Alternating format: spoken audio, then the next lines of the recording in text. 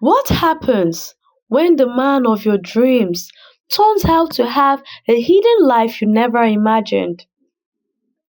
Ada thought she had the perfect marriage to Chike, her loving, hardworking husband. In their neighborhood, Ada was the envy of all her friends. Her marriage seemed flawless, like a storybook love. Chike topped it all by giving Ada everything she ever wanted, from care and affection to assurances of his undying love. There were no red flags. He was attentive, trustworthy, and never gave her a reason to doubt him. But as time went on, Ada began noticing some changes. Chike, who once had nothing to hide, now seemed to guide his phone with more care. She would catch him typing away and quickly locking the screen when she walked into the room. He was openly suspicious, but his behavior was awkward enough to make her curious. Ada tried to find out if there was a woman in the picture. She checked his chats, she scrolled through his call logs, and even asked some questions, but found nothing incriminating. All his conversations were with his male friends, his colleagues from work, who Ada knew very well. His colleagues from work were his very close friends who often came over to their house to work on company projects. Ada sometimes hosted his friends who works in the same company, cooking her best recipe and creating a welcome atmosphere. In Chike's phone, the chats with his friends seemed harmless. They were mostly about meetings, schedules, and work locations. Ada thought she was overthinking, so she decided to let it go. Life went on as usual until one day something happened, something that changed everything. Ada had forgotten an important item at home and decided to return early to pick it up. As she drove into her compound, she noticed something odd. Three cars were parked outside. She recognized the cars. They belonged to Chike's colleagues, who were also his best friends. She was surprised because she knew they were all supposed to be at work. Her curiosity deepened when she entered the house and saw Emeka, Chike's closest friend of all his friends.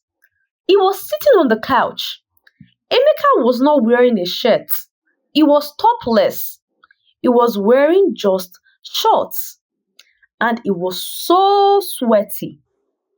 Ada asked him what was going on, but he was too shocked to respond.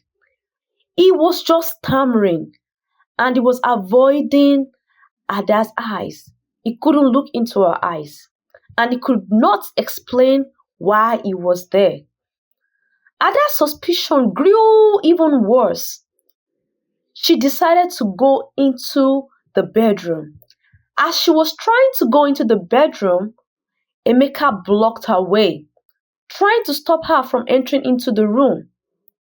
She asked that Emeka let her walk into her matrimonial bedroom. Emeka tried to block her, tried to stop her from entering. But because she was so curious, she became so energized that she successfully escaped from Emeka's attempt to block her.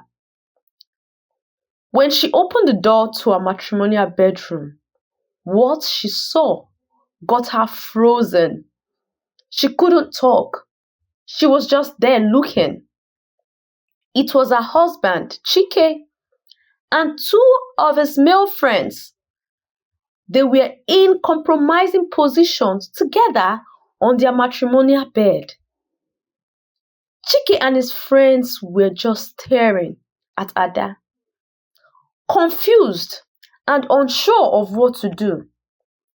Ada was trembling with shock. She stood there in disbelief, trying to process what she had just seen. Later that evening, Ada packed her belongings. She was determined to leave. Chike followed her, begging for forgiveness. He pleaded for her to stay.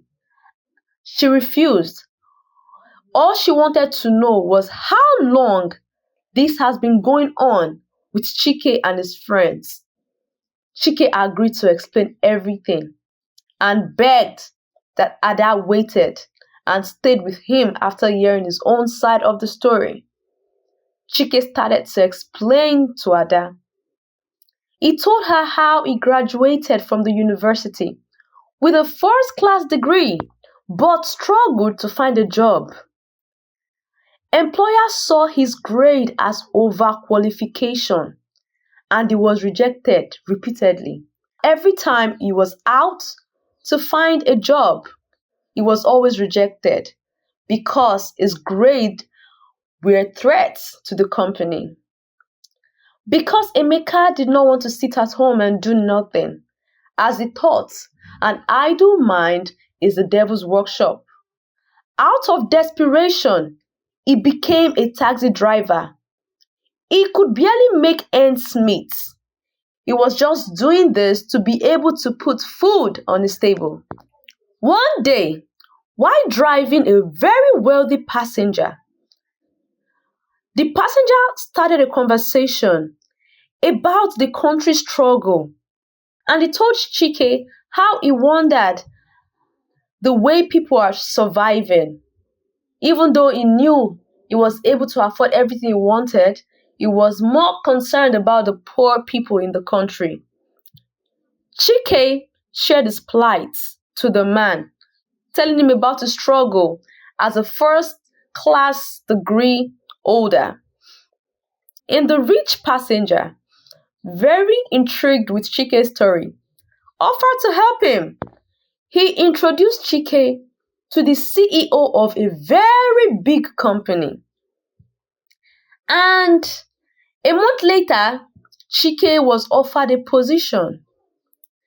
He worked there for a month, and in exactly 1 month after he started working, he received his first big salary, an amount he has never seen before.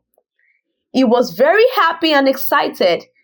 He felt fulfilled. But then, his joy was short-lived because that same day, the heads of the company called him into a private meeting. They revealed a shocking condition to Chike. To remain employed in our company and to continue to receive this type of salary, you have to become their gay partner. They told Chike had to be their gay partner. If he refused to be their gay partner, that would be the end of his career. And they doubt if he would be able to make such amount of money in his life again. Chike told Ada how he felt trapped by the condition. The thought of losing such a big opportunity was unbearable. After much internal struggle and nights of tossing about on his bed thinking of the answer to these conditions, Chike gave in to their demands. He told them that he had accepted to be their gay partner. The members of the board meeting were so happy and they officially welcomed him as a big member of their company. From that day on, he told Ada that he has been living under the bondage and he had to hide it from Ada because he really does love Ada, his wife. Ada was still very much in shock by all of the stories and everything that Chike has just narrated to her. It seemed to her as if she was dreaming and hoping to wake up from the dream. She looked at Chike. She shook her head and said, "This is too much for me to handle. I cannot bear this." She immediately moved her bags into the car. Despite Chike's pleas, despite him begging so much, She ignores Chike's desperate begging and she drove away. Ada could not help but wonder how her life had unraveled so suddenly. Dear viewers, if you were in Ada's shoes, what would you do? Would you consider taking him back? Would you consider just leaving him like that? Knowing fully well it was never his intention to do such a thing before. Share your thoughts in the comments.